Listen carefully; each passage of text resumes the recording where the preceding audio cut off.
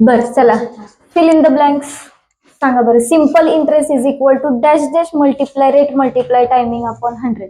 काय असेल रे? प्रिन्सिपल. प्रिन्सिपल.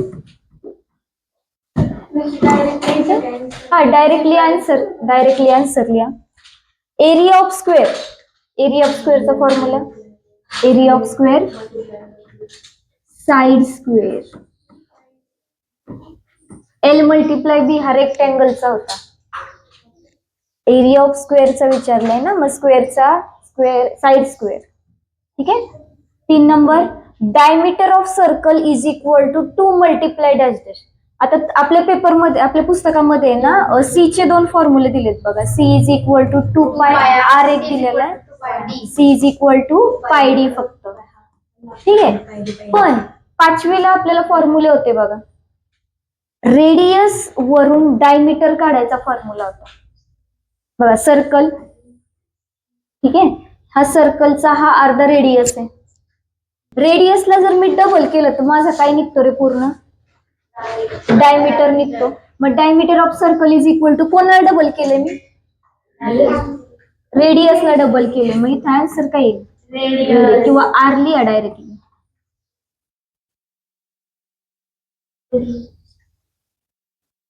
REDIUS, radius. तुम्ही आर लिहिलं शॉर्ट फॉर्म मध्ये तरी चालेल. चला, B number, match the pairs. अमाऊंटचा फॉर्म्युला काय येईल याच्यामध्ये? Amount principal plus interest. मग इथं फक्त सी चा ऑप्शन लिहा किंवा डायरेक्टली जोडी लावा. Measurement of circle. सर्कलचा पूर्ण मेजरमेंट किती डिग्रीचा असतो? सर्कल 360चा असतो.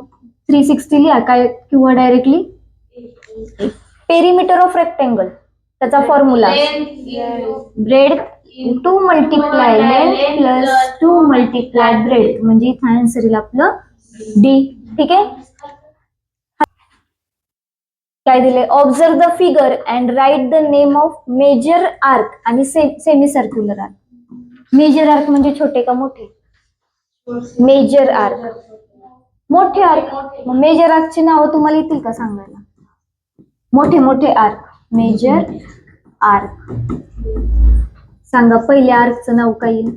Arc QPY. Q major arc सांगायचं ना आपल्याला. QPY 3च नाव आले पाहिजेत. ठीक आहे. दुसरा आर्क सांगा. बरोबर, RYX. RYX. तिसऱ्या आर्कचं नाव बघा बरं, जमतंय का? असा मोठा आला पाहिजे. ओ सेंटर आहे. ओ येईल का आर्क मध्ये? नाही येणार. XQY. XQY. अजून एखादा सापडतोय का बघा बरं. XYP. सगळ्यात मोठा आर्क XY आणि P. ठीक आहे. मेजर आर्क म्हणजे सगळ्यात मोठे आर्क. आणि मेजरच्या ऐवजी जर मायनर आले तर कोणते आर्क लिहायचं? कोणते कोणते? XP, PR, RY, YQ, QX. बारीक बारीक आर्क वाले मायनर आर्क. आणि मेजर म्हणजे सगळ्यात मोठे आर्क. बरं, मग 2 नंबरचं सेमी सर्क्युलर आर्क म्हणजे काय होतं? सेमी सर्क्युलर मध्यम. अर्ध सर्कल, अर्ध वर्तुळ, त्याला सेमी सर्कल म्हणतो. मग सांगा बरं याच्यामध्ये कोणतं आहे अर्ध? QPR. कोणता आर्क? QP आणि R. दुसरा RYQ. RYQ.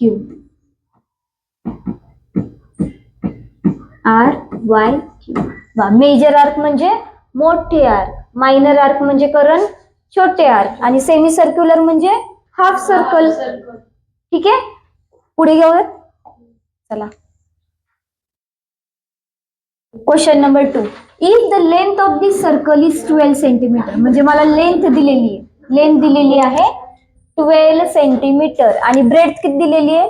10 सेंटीमीटर. त्याच्यावरनं काय शोधायचंय? मग पेरिमीटर कशाचा काढायचा? बरोबर. पेरिमीटर ऑफ रेक्टेंगलचा हे काय फॉर्म्युला?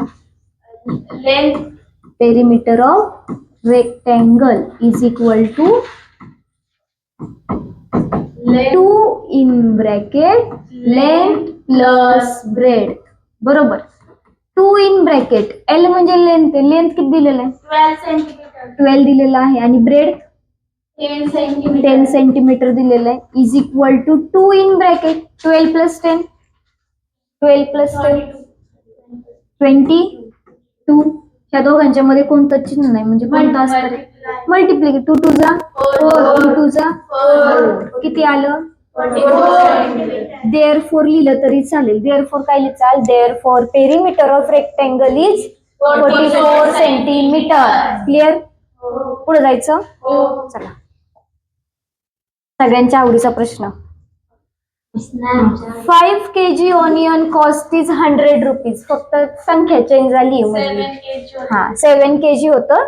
5 किलो कांद्याची किंमत 100 रुपये. तर 8 किलो कांद्याची किती? डायरेक्ट आहे का इनव्हर्स आहे अगोदर सांगा मला. डायरेक्ट आहे का इनव्हर्स? कशामुळं? कशामुळे इनव्हर्स आहे? मी काय म्हणलं होतं, जर मी नंबर ऑफ स्टुडंट्स वाढवले तर त्यांच्याकडून गोळा होणारे पैसे पण कसे होणार? तसंच मी किलो वाढवले, कांद्याचे किलो वाढवले तर पैसे मग डायरेक्ट आहे का हा इनडायरेक्ट आहे? डायरेक्ट प्रपोर्शन आहे. मग चुकतंय कसं? मग इथे लिहायचंय 5 किलो कांद्याची किंमत 100 रुपये तर 8 किलो कांद्याची किंमत किती? बरोबर. वैभवी समजून घे. काय करणार आहे? Cross multiplication. 5 मध्ये x मल्टिप्लायला जाणार आणि इथं 8 सोबत कोण जाणार आहे? 100. 5 multiply x is equal to 8 multiply 100 800. 5 तिकडे गेल्यावर काय होईल? मल्टिप्लाय आहे का नाही? इथं पलीकडे गेल्यावर झाला डिवाइड. 5 ने डिवाइड करूया. 5 1 जा 5 5 1 जा 5. 8 मधून 5 गेले, किती राहिला? 3 राहिला. 13 झाले. मग 5 च्या टेबल मध्ये 13 किती नंबरला आहे? 30 3 0 30. 5 6 जा 30 आणि 0 शी 0 म्हणजे x किती आलं? 160. मग देअरफॉर काय येईल? देअरफॉर 8 kg ऑफ बरोबर. Therefore 8 kg of onion cost is 160 रुपीजचं चिन्ह असं टाकलं तरी चालेल. बघा बरं एकदा. डिव्हिजन अशी नाही जमली तर मागचं पान काढायचं आणि असं करायचं. हे तर जमेल ना?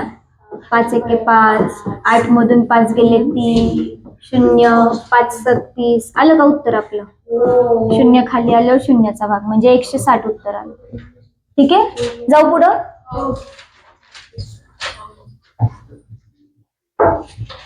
नेक्स्ट.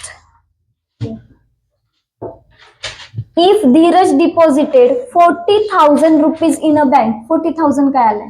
रेट आहे, प्रिन्सिपल आहे का टोटल अमाऊंट आहे का? प्रिन्सिपल. प्रिन्सिपल प्रिन्सिपल किती आहे? 40,000. पुढचा प्रश्न.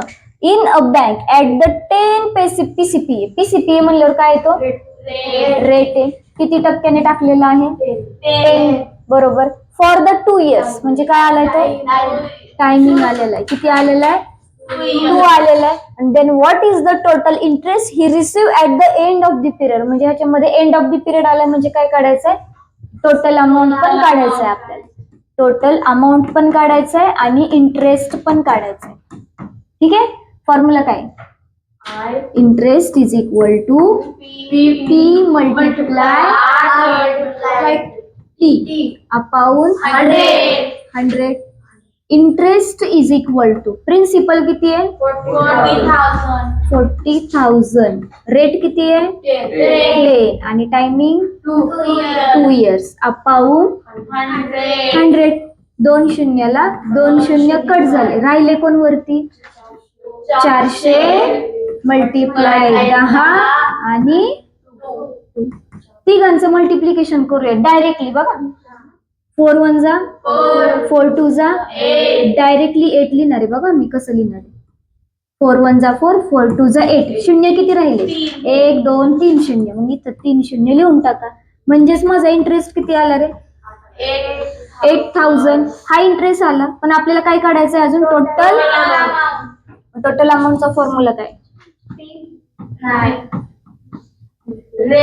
Principal plus interest. प्रिन्सिपल किती होता 44,000 बरोबर 40,000 आणि इंटरेस्ट किती आलेला आहे तुमचा 44,000 कसा आला रे उत्तर किती आलं 44,000 कसं आलं तुमचं. माझं 48,000 आलंय.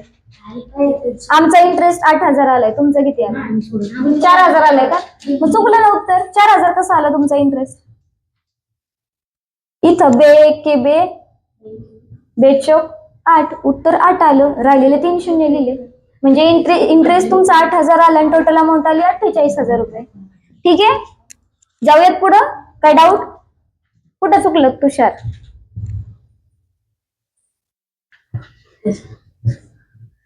तुषारने 2 घेतलाच नाही. 4 दुने 8 केलंच नाही. इथं मस्त त्याने 10 दुने 20 केलं आणि 4 दुने 8 कोण करणार तुषार.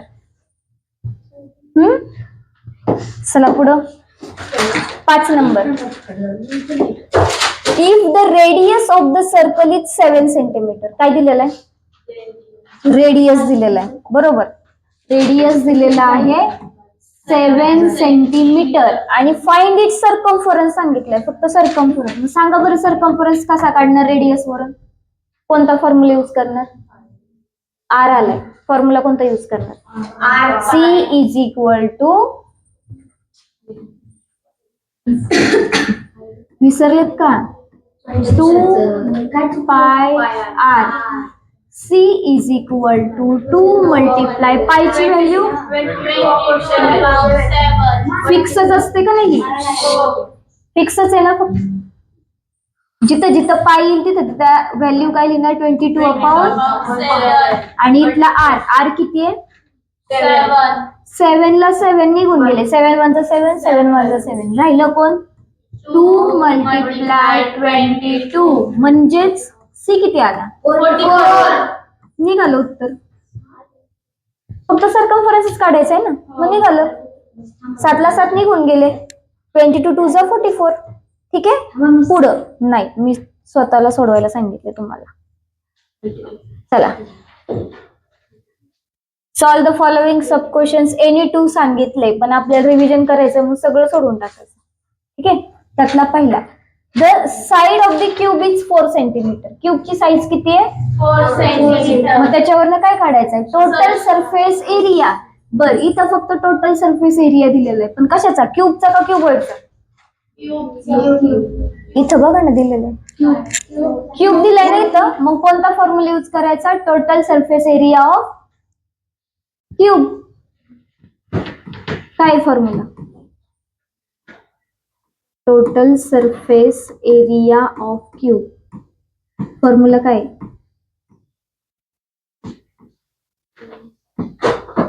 6 multiply side square. 6 multiply side किती दिलेली आहे त्याची 4 सेंटीमीटर. मग 4 ह्याच्या डोक्यावरती 2 आहे याच्या पण डोक्यावरती 2 लिहिलं बरोबर आहे का नाही बरोबर आहे ना. बर आता 6 मल्टिप्लाय 4 च्या डोक्यावरती 2 आहे मग काय करायचं रे 4 नी 2 ला मल्टिप्लाय करायचं ना 4 2 जा 8 ना.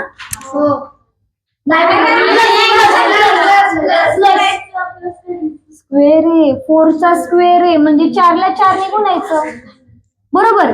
4 ला 4 ने गुणलं 4 4 जा बरोबर आणि 16 6 जा किती 16 बरोबर आहे का 96. आणि एरिया असल्यामुळं काय लिहायला लावलं मी स्क्वेअर सेंटीमीटर बरोबर का. बघा चला पुढं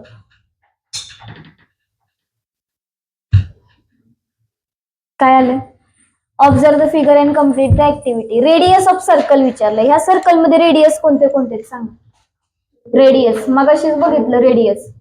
सांगा नाव. O N. O N. N O नाही म्हणायचं, उलटा रेडियस नाही वाचायचा इथून. ओ एन आणि ओ एम. अजून आहेत का? नाहीये. Semi circular arc. Semi circular बघा बरं कोणता येईल. M N. मग ती अशी पण होऊ शकते तू जर एम एन बोललं तर. आपल्याला आर्क सांगायचं असेल तर मधला ह्याच्यावरचा पॉइंट सांगायचा म्हणजे एम आर एन. मग तेव्हा तो आर्क होतो. तू जर नुसता एम एन लिहिला तर ती मधली ते डायमीटर पण म्हणतील, मग तू उत्तर चुकीचं लिहिलंय असं म्हणतील ते. ठीक आहे. त्यामुळे त्यांच्या रेफरन्स साठी मधला एखादा पॉइंट इथं लिहायचा. मग कोणता आर्क आला? Arc M R N. ठीक आहे. अजून एक कोणता आर्क आहे? M A N. M A N. ठीक आहे. अर्धे गोल एवढेच होते दोन. हाफ सर्कल एवढेच होते ना दोन. त्या दोघांच्या मध्ये इथं पण पॉइंट असला असता ना इथं आणि इथं, तर मग आपण हा आणि हा पण घेतला असता, पण मध्ये पॉइंट नाही ना तिथं. ठीक आहे. Longest chord of the circle. Chord शिकवलेली. कॉर्ड कुठली आहे सांगा. T R. बरोबर. Segment T. तुषार हुशार आहे त्यामुळे तुषारने टी आर सांगितलं. अजून आहे का तुषार कॉर्ड याच्यामध्ये? नाही. जायचं पुढं. चला. If the side that form right angle of the triangle are 8 centimeter and 11 centimeter, then find the area of triangle. Area of triangle दिला होता. Area of triangle काय रे फॉर्म्युला? काय? is equal to 1/2 multiply product of काय रे?